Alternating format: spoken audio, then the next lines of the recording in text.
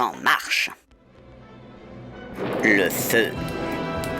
L'élément indompté, le plus ancien de tous les mystères pour l'homme.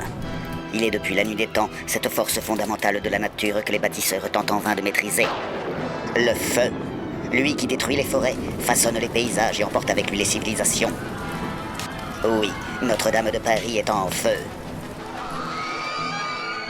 Alors que chaque année, les soldats du feu font face de par le monde à des milliers d'incendies qui ravagent des bâtiments et que pour des raisons encore mystérieuses aujourd'hui, les premiers touchés sont les plus anciens et les plus vétustes, le peuple français abasourdi ne peut faire autrement que de plonger son cœur dans la stupéfaction et le chagrin.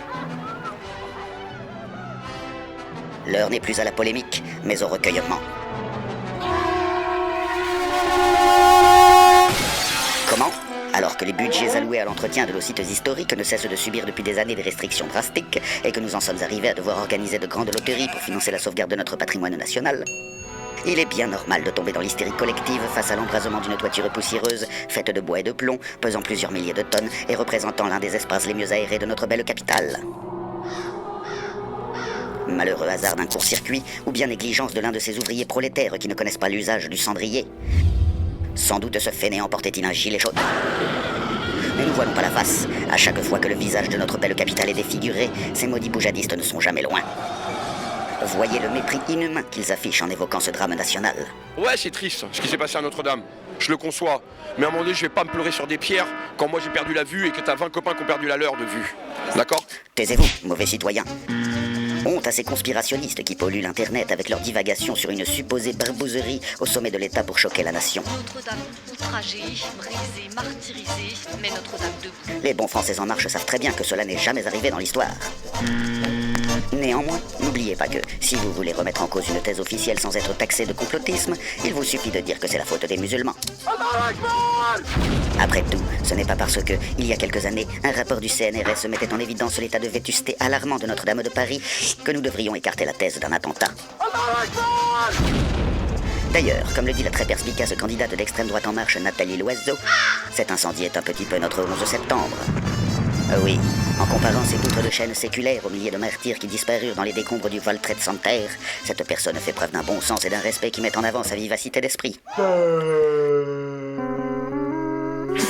Qu'on se le dise, si ce jour marquera notre histoire du sceau de l'infamie, il constitue pour notre glorieux leader, archange de la nation et soleil du CAC 40, une opportunité formidablement bienvenue de rebondir alors qu'il devait le soir même annoncer à la télévision les conclusions qu'il avait tirées du grand débat national. Allez tous vous faire enculer. Alors que la guerre d'usure que notre monarque éclairé mène contre la populace jaune s'enlise chaque samedi pour dériver vers la violence la plus fascisante, quoi de mieux qu'un grand recueillement national pour oublier que, désormais, les journalistes indépendants qui filment la répression policière risquent à tout moment une garde à vue musclée. Quand je me suis pris une grenade, je me suis emporté. Je suis allé voir un policier, j'ai voulu parler au commissaire, il m'a mis un énorme coup avec son arme. Alors oui, mon Dieu, je lui ai fait un doigt d'honneur. Les persifleurs vous diront que, contrairement aux affirmations du procureur de Nice, la dangereuse activiste Geneviève Leguet a bien été renversée par les forces de l'ordre. Mais ce n'est pas important, car Notre-Dame est en feu. Comment pouvez-vous penser que le droit de manifester dans le pays des Lumières se compromet de plus en plus au fil des semaines, au moment même où notre exécutif bienveillant autorise le retour des prières de rue ? Nous vous prions pour le pays de France. Dans quel monde vivons-nous quand le peuple de la cour des miracles d'aujourd'hui, si semblable à celui du roman de Victor Hugo, demande le matin aux policiers de les rejoindre dans son combat pour la justice avant de les inviter l'après-midi venu au suicide?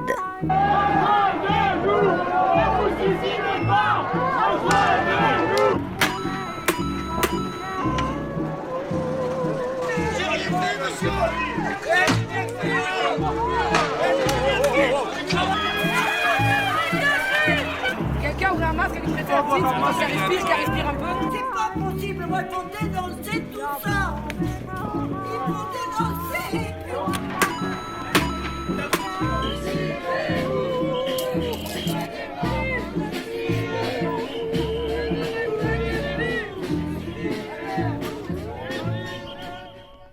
Oui, pauvre de France, tes journées sont difficiles et ton repas est frugal, mais tu dois garder la confiance en notre exécutif. Il est temps pour toi d'ouvrir ton cœur à plus de spiritualité. Écoute les bons apôtres de la Sainte Macronie qui portent la parole divine de notre glorieux président. Nous avons tant à reconstruire. Alors oui, nous rebâtirons la cathédrale Notre-Dame plus belle encore. Entends cette voix, pauvre, et participe toi aussi à la grande campagne de dons nationale pour la reconstruction de Notre-Dame. Mais non, pas celle-ci, voyons. Tout le monde sait très bien que la beauté de notre magnifique première dame est éternelle. Voyez donc comment sa façade et sa charpente ont su rester inaltérées par l'érosion depuis l'époque où elle était la mascotte du groupe de heavy metal Iron Maiden.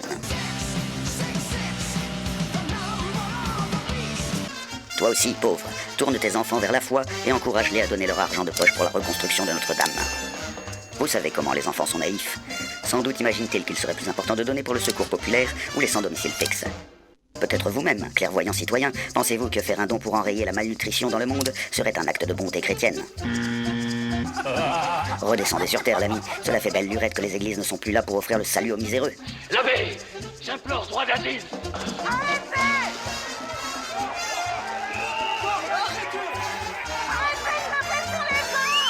Faites plutôt comme l'altruiste héritier François-Henri Pinault. Investissez dans la pierre.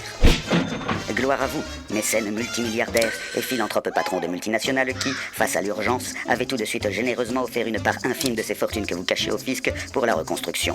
Tenez, c'est cadeau. Encore une fois, généreux donateurs, n'écoutez pas cette plèbe atteinte de jaunisse qui vous demande simplement de payer votre part de l'impôt. Nous saurons la tenir à distance.